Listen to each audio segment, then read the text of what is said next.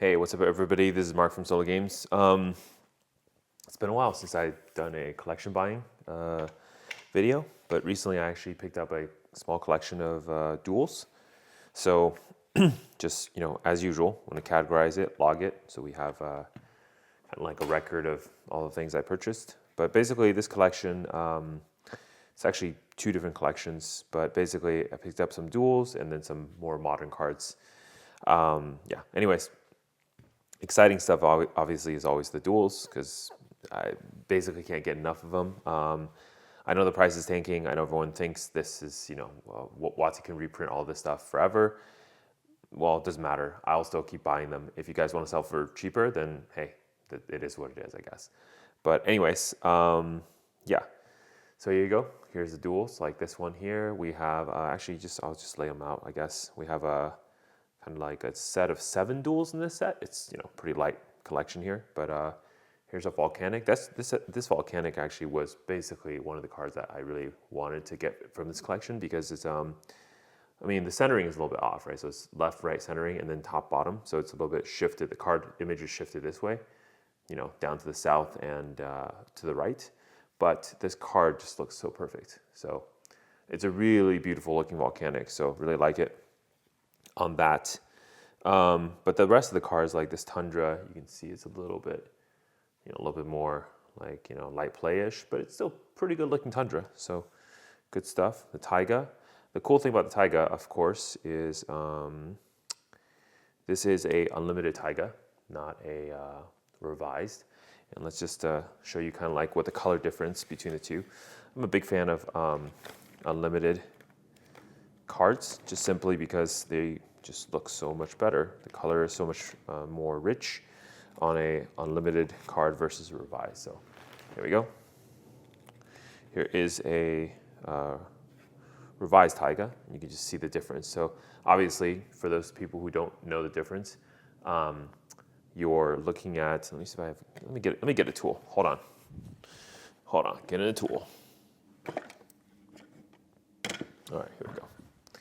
Cool. All right, so we'll use this side. Okay.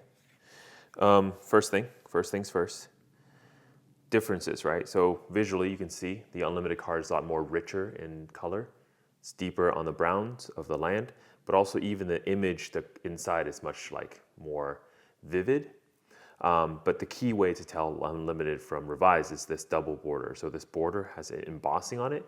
It makes it look like the card is kind of like popping out. So I'll stick it up to the camera a little closer. You can see what that looks like.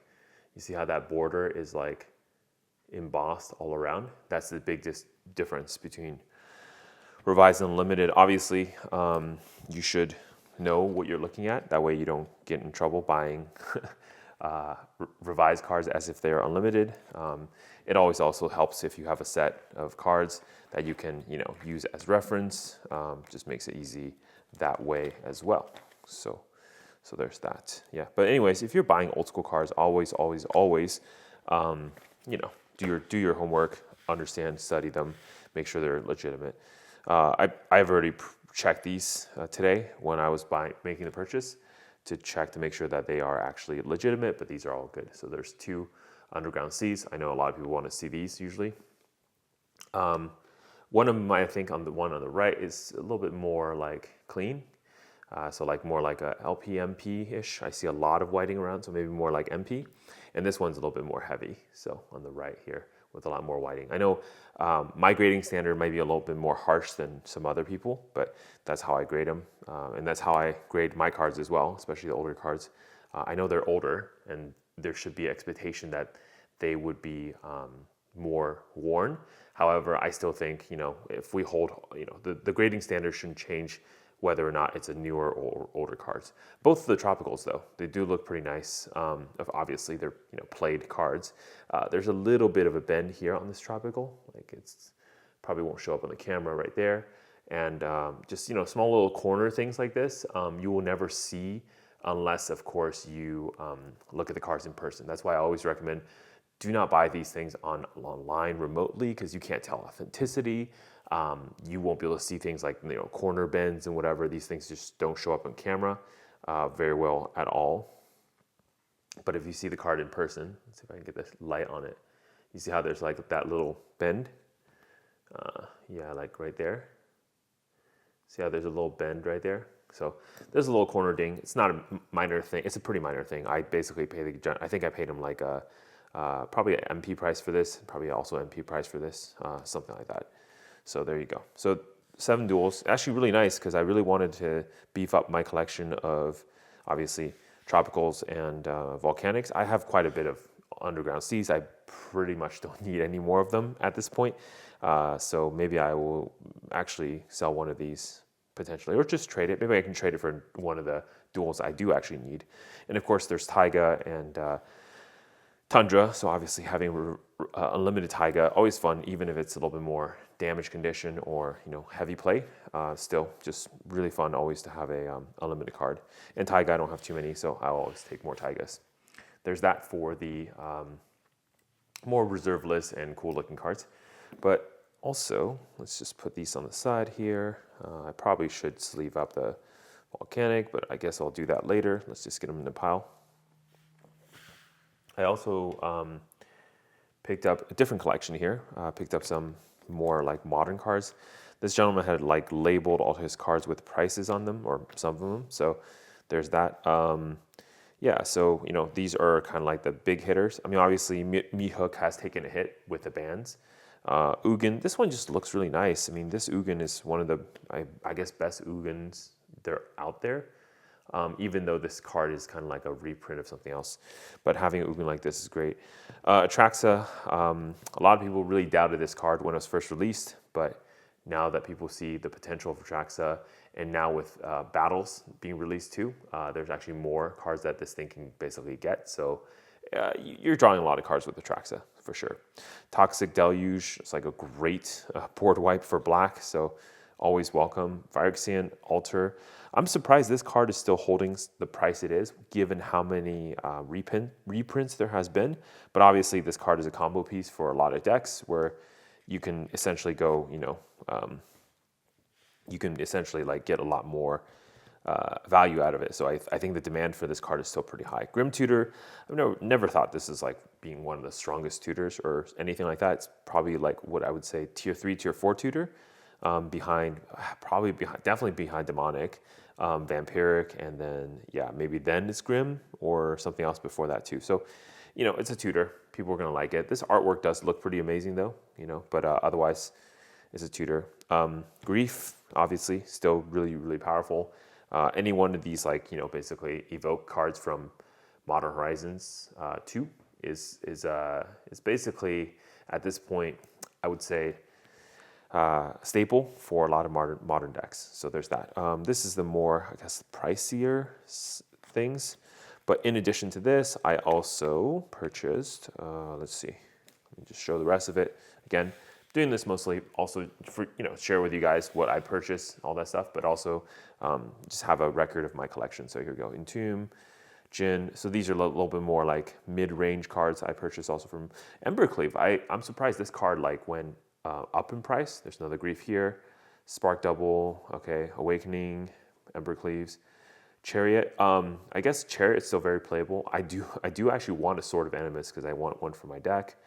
Grotto, Ledger Shredder, it's pretty good. Seedborn Muse, Uro. Uro took a big hit, I think, on so there's that. Silverback Elder, right? Leyline Binding. This rare is a big surprise for a lot of people too. This rare is actually quite expensive. Because it's just so versatile, right? And the Ren 7, and then actually this card's pretty good too, the Blight Dragon. Over here, a little bit more of the mid-tier stuff, Battle Skull, Kindred Discovery. Kindred Discovery, I think when CLB first came out and everyone's kind of like really down on the whole set, went as low as, I want to say like $4 or $3, but now it's moving back up slowly. Valky. This Gideon's cool. It's one of those, what's really interesting? This Gideon is not, I think this Gideon has a special foiling. It says it's from Gatecrash, but it just feels really weird. I don't know. It feels, okay, so the foiling on this Gideon is almost more like the type of foiling you find in from the Vault type of series. So it's kind of interesting. Don't know what to say about that. I guess I'll look it up later a little bit more. Yeah, 3 visits, just useful card. Fetches, right? Yeah, Displacer Kitten. Honestly, this card is just super good when it was released. Do you remember these cards from the Godzilla series, right? The Mecha Godzilla. So this is the Hangerback Walker. I think this one is a promo. Yeah, so this is the Welcome Back promo. So you can see on the bottom right there, it says Welcome Back, right? So this is the promo for that. More Chariots, Opus Nixilis, yeah, these Godzilla cards. Hydroid Crisis, I remember when this card was like super expensive. Assassin Trophy, Spell Queller. Did they downshift? That's right. In Double Masters, they downshift the rarity of Hydroid Crisis to rare. Yep. Supreme Verdict, good stuff. Tiamat, Brothers Ward End, Sword Hearth at Home, Jetmir's Garden. This is that promo Soul Ring. I think this one was I believe you had to buy like a certain amount of product and they give you one for free from the store. Liliana, Unwinding Clock, Dothy, Voidwalker. I love this card. I put one in my Rogue deck too. I think it's great. Arlen, Pax Lost Hope. And then coming over here, we have a little bit more of these like kind of like just like mid-tier, lower tier cards here. So like if you take a look at this kind of card, right? Like you have Tyrannix Rex, full art. This is actually borderless. Yeah, this is borderless showcase frame in foil, and what's gonna hold like $5, maximum $10. Rot Priest, So this is the problem, right? You print too much of this kind of like special showcase or full art frame, whatever, and people just don't care, right? Titan of Industry. This card is still moving up. I see a lot of decks trying to run Titans, so it's cool. Conduit, Temple.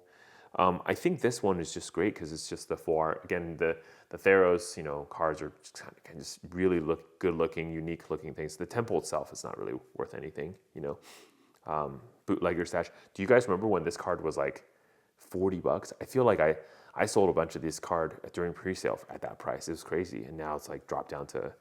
I guess people realize how normal this card is, or not that great. Karlak, I always thought Karlak is a good card. I don't know why it's so cheap, I guess, but maybe it's moved up a little bit. I see it's 662. I didn't really check this stuff, right?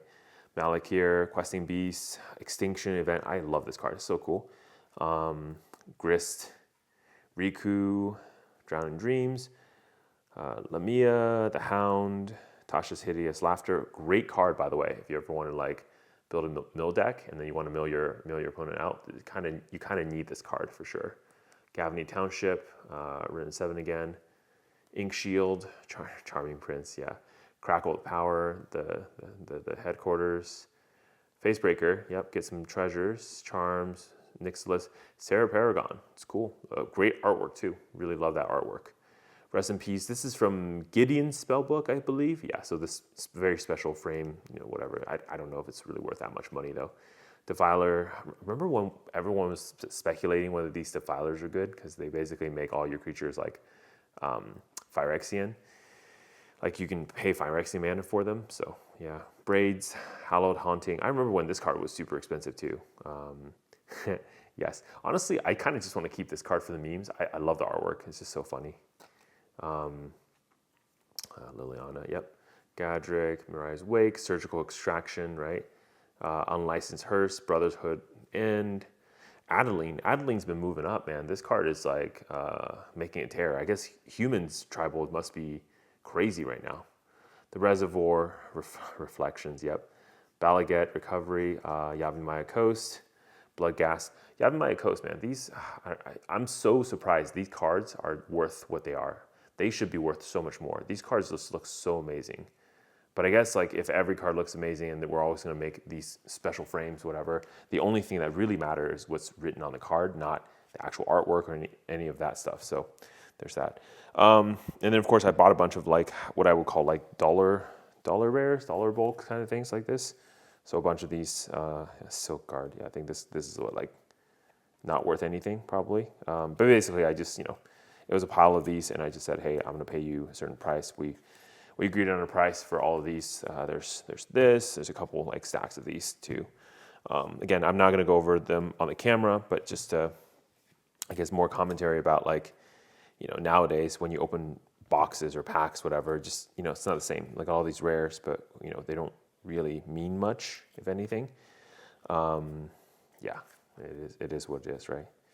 Here we go. Yeah, Wizard class. Arclight Phoenix is kind of a thing. Mina Harker. Yeah, Rampant Growth. Yeah, Drivnot. Oh, look, nice island. Terminate. Cool looking art. Seraph of the Scales. I thought this artwork was really cool. I think I just have a thing for like all these angel artworks, but I actually thought this card is pretty fun, or would be fun to play with as well. So, Karametra, that's like bulk status. Anyways, Voldalian Hexcatcher. Is this still worth something? I forget if this card is still worth something. Ashiok, Titan of Industry. Okay, there you go. There's that, and then there's one more pile of this. I think some of these are from the list. Yeah, Relic of Legends, Demir Aqueduct. Yeah, so again, another pile. So basically what I did is I went through and bought a bunch of like what I would say bulk. Part of this is because I'm kind of getting some cards ready to put in trade binders for the upcoming MXP Oakland event, so I can have the trade binders ready and just make a bunch of trades with other people. It'd be nice to have a variety of cards that people might be looking for, and then just be able to trade them out with everyone. Obviously, the duels not going to be part of that. Well, maybe the Underground Seas, because I guess I don't really need that many UGSs in my collection. But otherwise, yeah, all these cards, you'll probably see them on my binder if you are coming this weekend to MXP Oakland. So I hope to see you there. All right, this is going to do it for me for today. Mark, Solo Games. Yeah, I love having these discussions, man. These modern cards, it is what it is. When in doubt, spend your money and drop your money in reserve list cards. These cards, I have faith in them, even if the rest of the community just feels like they're going to tank or something like that. I still have faith in them.